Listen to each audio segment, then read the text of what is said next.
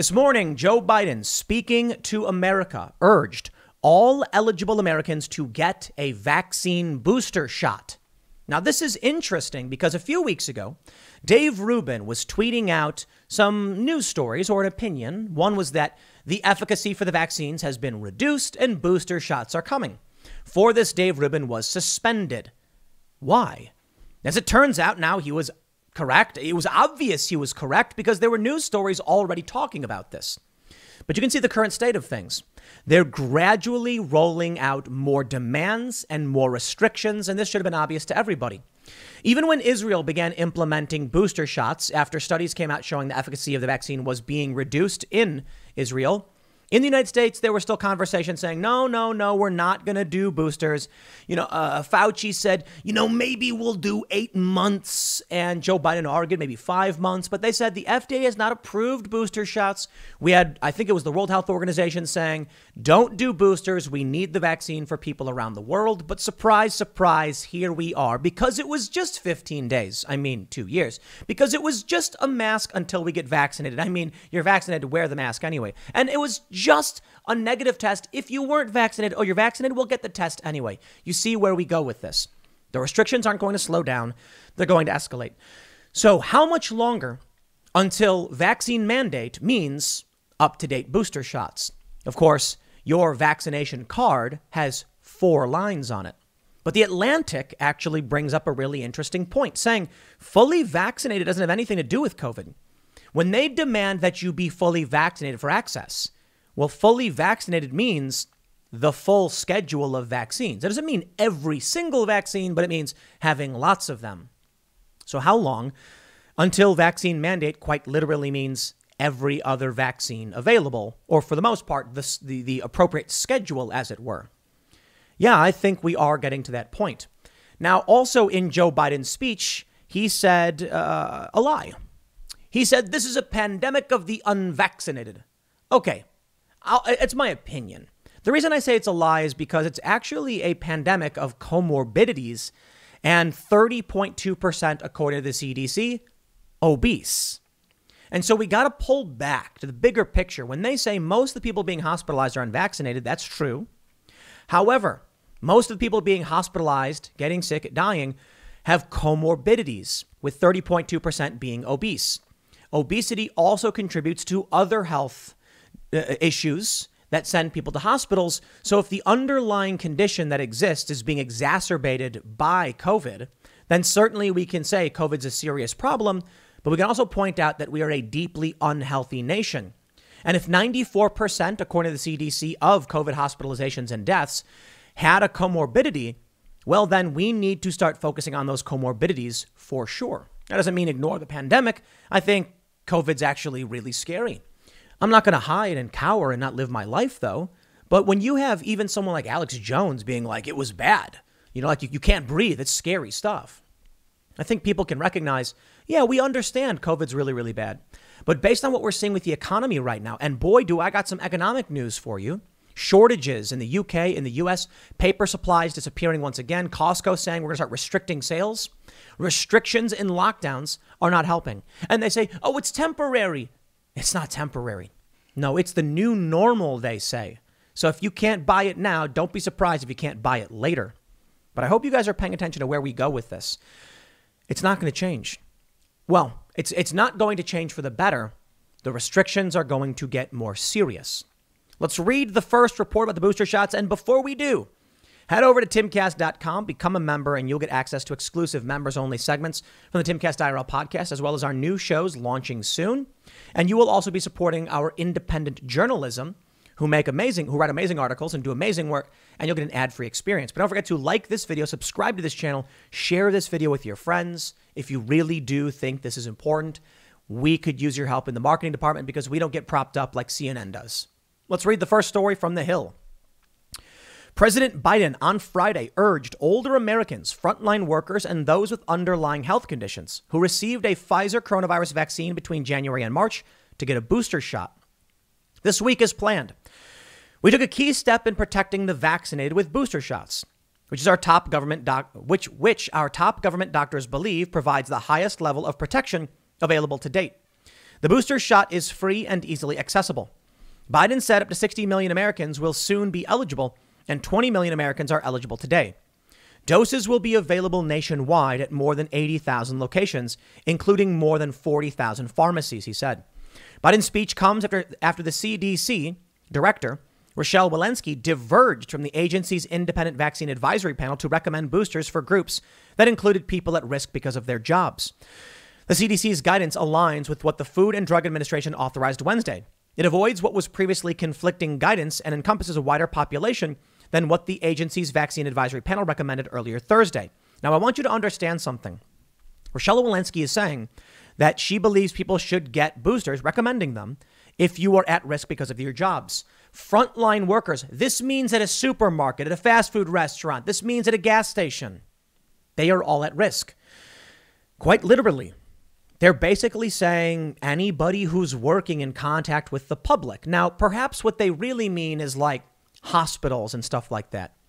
But people working at grocery stores were essential workers during the most strict portion of our lockdowns. I really don't think they're excluding those individuals. So it's very likely that full vaccination is going to mean your up-to-date boosters. They say while acknowledging most Americans who receive a Pfizer shot are eligible for a booster, you see, Biden urged people who received the Moderna and Johnson & Johnson vaccine to be patient. My message for you is this. You still have a high degree of protection. Our doctors and scientists are working day and night analyzing the data from those two organizations on whether and when you need a booster shot, and we'll provide updates for you as the process moves ahead. He indicated that it won't be long before boosters are available for all Americans, and if you're not eligible, it's okay to wait. We're also looking to the time when we're going to be able to expand the booster shots basically across the board. So I would just say it'd be better to wait your turn in line to get there. Biden again took aim at the quarter of Americans who have refused to get vaccinated, despite all the evidence of the shot's safety and effectiveness. The vast majority of Americans are doing the right thing, Biden said. In a country as large as ours, that 25% minority can cause an awful lot of damage, and they are causing an awful lot of damage. Now, that, I believe, is poor framing at the very least, or just outright untrue. First, 25% haven't gotten vaccinated. Many of these people do not live in urban environments. They are not in close proximity to other people and are not worried about getting or spreading. I mean, if you live on a 100-acre property homesteading where you mostly don't leave except for gas, your risk is very, very small. I mean, if you don't see people, well, they get counted in that as well. You also have medical and religious exemptions. It is not about being irresponsible. For these people, it's about not being able to, whether they wanted to or not. So this is, you must include full context when you're trying to help people understand what this 25% is. And to be honest, it feels like the 25% is overwhelmingly just people who are ineligible. Maybe not all of them. I don't know for sure. Certainly a lot of people just don't want to get the vaccine. Now, as for these lockdowns, Moderna CEO says pandemic could be over next year. He said those who do not get the vaccine will immunize themselves naturally because the Delta variant is so contagious. And as we've already seen from CDC data, 80% of people have some immunity already. You'd think at this point they'd be like, wow, that's great. We should absolutely remove these restrictions, but they're not doing it.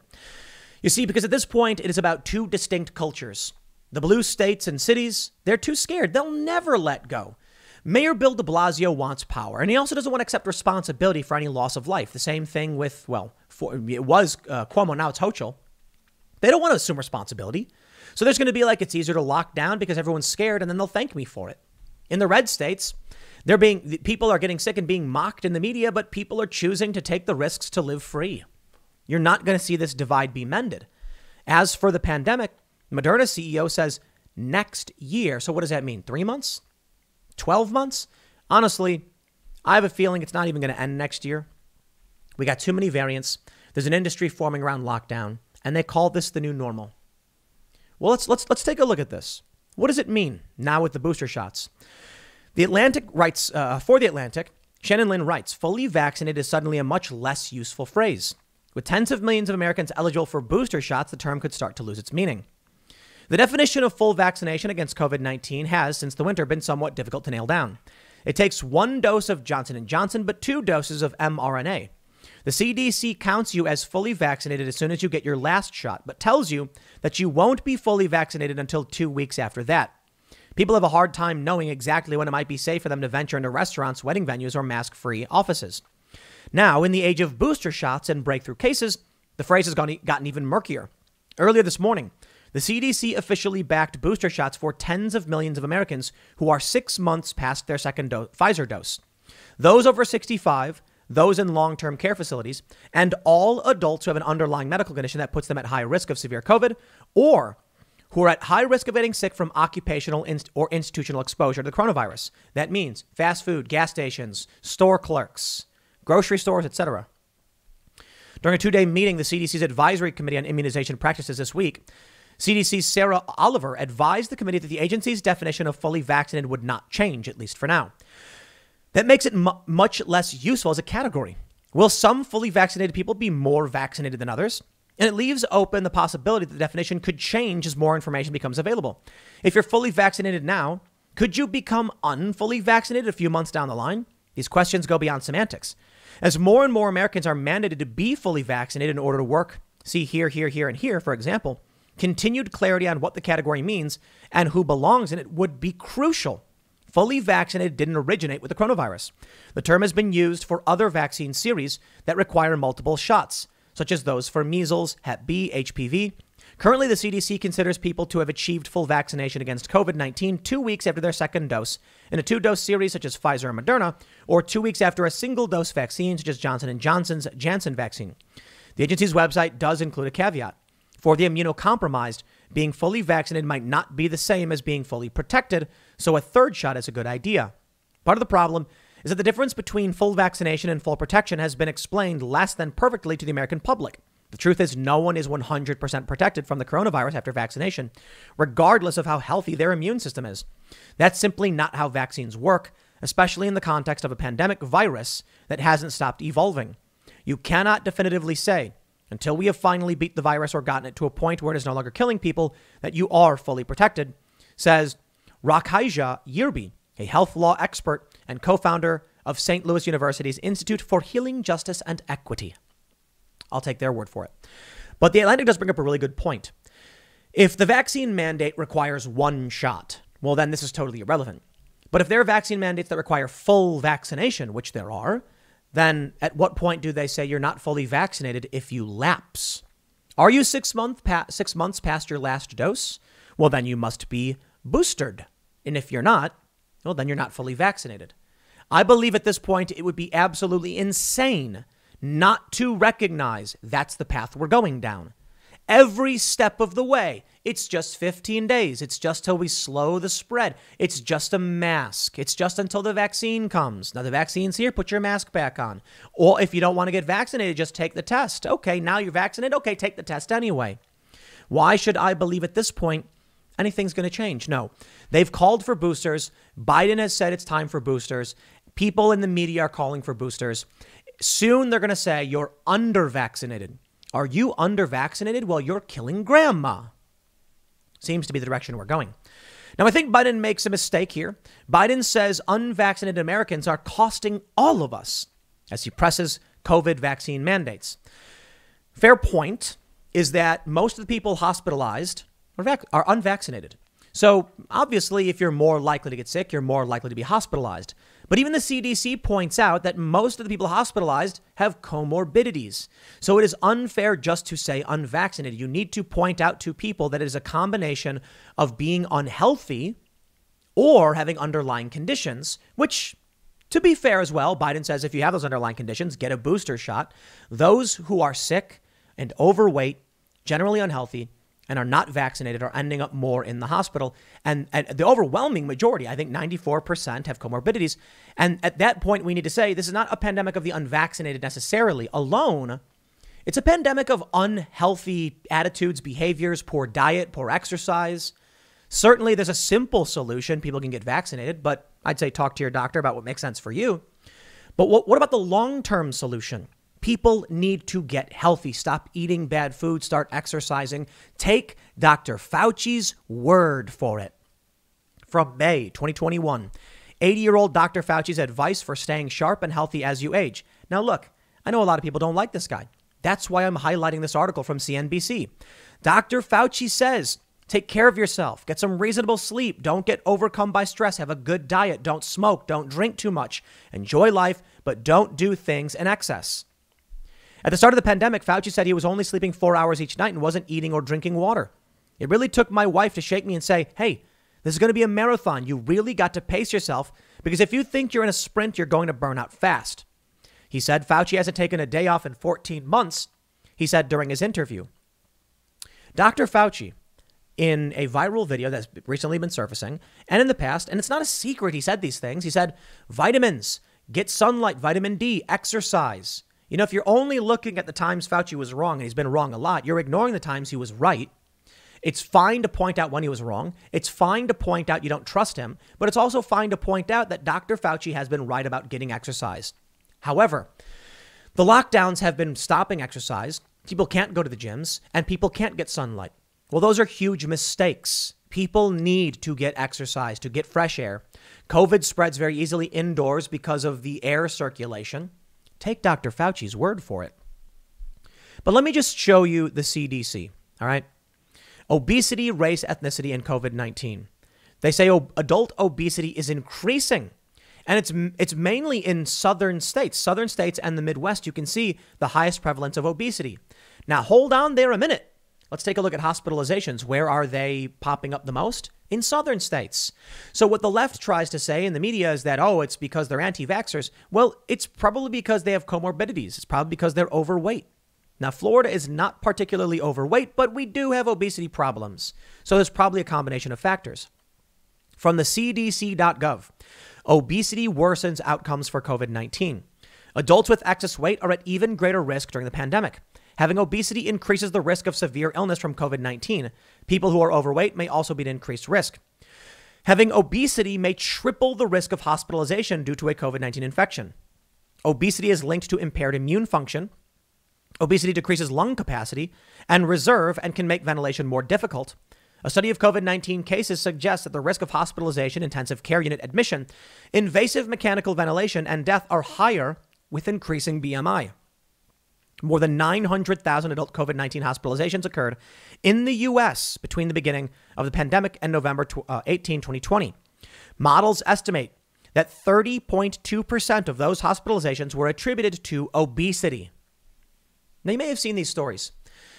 There's one where it's like healthy 16-year-old hospitalized with COVID and the kid weighs 300 pounds. I got no disrespect. I believe in freedom.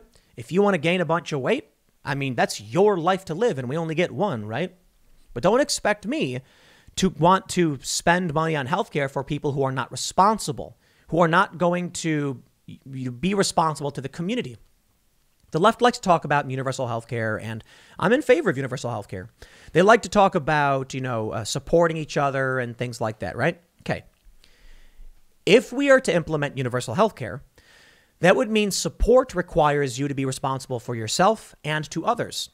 If you are sickly and overweight and you're getting sick and bogging down the healthcare system, you are not taking responsibility to the community.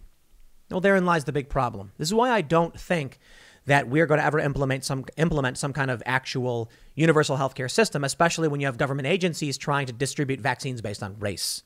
People are just going to say, you know what? Not doing it. Go private. But there are problems there, too. Nobody wants to just watch some dude die because he couldn't buy $30 worth of insulin. And it's happened. And it's sad. So what do we do? I don't have all the answers. I can tell you, until people are being responsible for themselves and understanding their obligations to their community, we can't implement anything like this. So they're going to mention that, yes, if you're overweight, you're at risk for COVID. Take a look at this story from the Daily Mail. Mama, I don't want to die. 20-year-old daycare teacher's haunting final words to her mom before she was intubated and died of COVID. It's a terrifying and sad story. I feel for this individual's family. You don't want to see stories like this. They say an Idaho mother says the last thing her 20-year-old daughter told her before she was intubated and placed into a medically induced coma while being treated for COVID was, Mama, I don't want to die. Summer Carr told the station KTVB she assured her daughter that she was going to survive. Shepard lived in Ontario, Oregon, and worked as a daycare teacher when she contracted COVID 2 weeks ago, ultimately resulting in her hospitalization. Her mother has declined to reveal her daughter's vaccination status, saying she was uncomfortable with discussing it, or not uncomfortable. But she didn't. Many people have said, haha, that means she was not vaccinated, because if she was, she would have said it. I don't think so. We don't know. There's a hyper-partisan political space. She could have come out. If she said she was, look at it this way. This is really fascinating.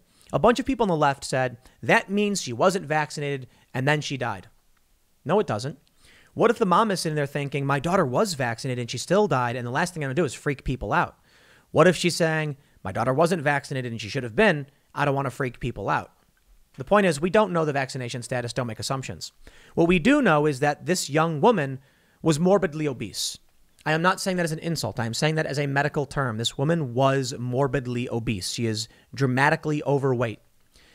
As I showed you from the CDC, it reduced lung capacity, oxygen reservoir, it compromises your immune system. So they show you these stories. The context is very important. Yes, she was 20 years old, but you need to understand that you can call it a pandemic of the unvaccinated because most people being hospitalized are. They're still breakthrough cases, but let's call it a pandemic of comorbidity. A lot of older people and a lot of younger people who are unhealthy. The percentage of people who have died who are healthy and under 40 is 1.63%. I believe that's the CDC's official data. Let's not downplay this. I mean, that's scary. You do not want to get sick with this. I've had people in the studio. The last thing I want to see is getting COVID. So wash your hands. You know, I'm saying it somewhat jokingly because, you know, the Kaiser Chiefs thing where he's like, clean hands, wash your hands. No, but take precautions. Just be normal about it. I got chickens, as I often tell you about. So I got to wash my hands a lot and my arms, and I got to make sure I'm not, because they're dirty, dirty birds. But let's be hygienic. Let's be healthy. Let's exercise. Let's cut out the bad food. Go to your doctor. Talk about ways you can improve your health. I'm not even kidding with this. Like, let's make our lives better.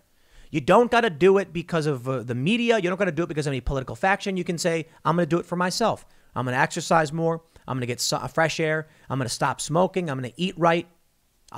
You know, there's nothing better than this. To the left, you want to reduce COVID deaths? Okay, by all means, advocate, have people go to their doctors. Let's advocate for better living. How about that? Yeah, I know there's a lot of body positivity people that don't want to have this conversation, but I think most people on the left will be reasonable when we say, let's be healthy. Let's be healthier, right? And to the people on the right, probably agree. I think everyone agrees with this one. If we have a healthy population, we're a stronger country. We had a lot of bad stuff happening in this country, and I think a lot of it is due to the fact that we are generally unhealthy. Now, let me show you something. Aside from my allergies, I want to point out that strange times indeed. Whitmer miraculously rejects mask and vaccine mandates as polls show her trailing in re-election bid. I'm not sure it's fair to include the re-election bid thing. I mean, if you want to do an opinion piece and say they're related, fine. But Gretchen Whitmer, Democrat of Michigan, is saying no mask and vaccine mandates? Wow. I'm surprised by that. Legal Insurrection reports. But Whitmer had a sudden change of heart, saying no mask mandates, no vaccine passports. Whitmer and the Michigan State Legislature agreed on a budget. This is no ordinary budget because it bans mask mandates and vaccine passports. Democratic Michigan Governor Gretchen Whitmer and the state legislature have agreed on a budget proposal that includes language banning health officials from enforcing mask mandates in schools and preventing state public agencies from enforcing vaccines on employees or customers. The director of local health office shall not issue or enforce any orders or other directives that require an individual in the state who is under the age of 18 to wear a face mask or face covering. The language could mean that health officials' mask mandates for K through 12 students in areas such as Oakland and Wayne counties could be null and void. Instead, mask mandates would be left in the hands of school boards and districts. Had to highlight this because credit where credit is due. I'm not a fan of Gretchen Whitmer. She has done horrible things, but I will give credit where credit is due. I still think she should be voted out, but if they do something good, they deserve praise for it. Hopefully it encourages them to do better. I'll tell you why. Where do these mandates bring us? Well, it brings us to dark places. For one, Oregon Live reports both vaccinated. Oregon health officials say you can kiss on dates again. Yeah, if you're getting your romantic edict from the state, yikes. But I get it, sure. Here we go. Another massive shortage of toilet paper. Other goods likely soon, retail expert. Product shortages are as bad as they were at the beginning of the COVID pandemic. Coming back, Bert Flickinger says. The U.S. The U.S. will experience another massive shortage of toilet paper soon as supply chains continue to suffer due to pandemic-related issues. They say his prediction comes after the retail giant Costco warned customers this week that it's having trouble fulfilling toilet paper orders. He went on to say that only 60% of paper ordered this week by American retailers is being shipped successfully. And now, Costco limits purchases on paper goods, water, and key items amid supply chain delays. Bath tissues, roll towels, Kirkland Signature water, and high-demand cleaning products may see purchase limits. My friends, I hope you are paying attention. Why liquor shortages caused by the COVID-19 pandemic persist in some states. You ain't going to be able to get your booze soon either. And boy, that's a dark day. They say that one of the best investments you can make is alcohol. Why? Because in the best of times, we buy booze to celebrate. Cheers. And in the worst of times, we drown our sorrows. So regardless of which way the economy goes, people want to buy booze. I don't like drinking. I think drinking is bad. Don't do it. We do have a bunch of really great and fancy booze for other people, though, because I'm all about liberty. If you come to the show and you want to partake in a delicious whiskey sour or a fine scotch served neat, oh, by all means, it's all you. I got no issue. In fact, we've got a bunch of stuff here. We got vegan food, gluten-free food. We got keto food. We got sugar and candy because we accommodate. Because I recognize not everybody lives the same way.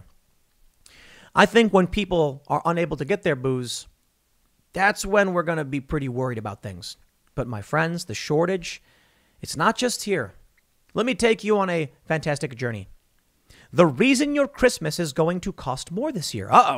Huge backlog of 62 container ships wait to dock at America's biggest port as global supply chain crunch hits home.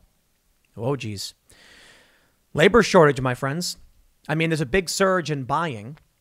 There's a massive flux of goods flooding in. That's somewhat good news, I guess. Consumerism, I'm not a fan, but there's a labor shortage and the supply chain's been disrupted and has not recovered. In which case, it's just a ripple in the system that's struggling. It's a traffic jam. Like, you ever see a traffic jam where you could be on the highway, stop for no reason, and it just creates a wave of traffic. That sucks. This is what's happening with our economy, but it's happening other places. China's power cuts widen amid shortages and climate push. That's scary for China. Power surges? Yikes. Here we go. Tech Explorer. Shortages caused by bottleneck recession for German industry. Shortages in Germany. And then petrol driver shortage. Ministers discuss supply issues. Man, you got to see the photos coming out of the UK. People aren't going to be driving. We got some electric bikes because not that I'm confident electricity will be around forever. Who knows what'll happen with the fossil fuels, when we're seeing these shortages. But I'll tell you this, the first it's going to go is going to be the gas. So I got an electric car, I got electric bikes. And we have solar panels. And we don't have a massive grid, we don't have the solar panels on our houses yet. We're waiting for those. We want to get them installed.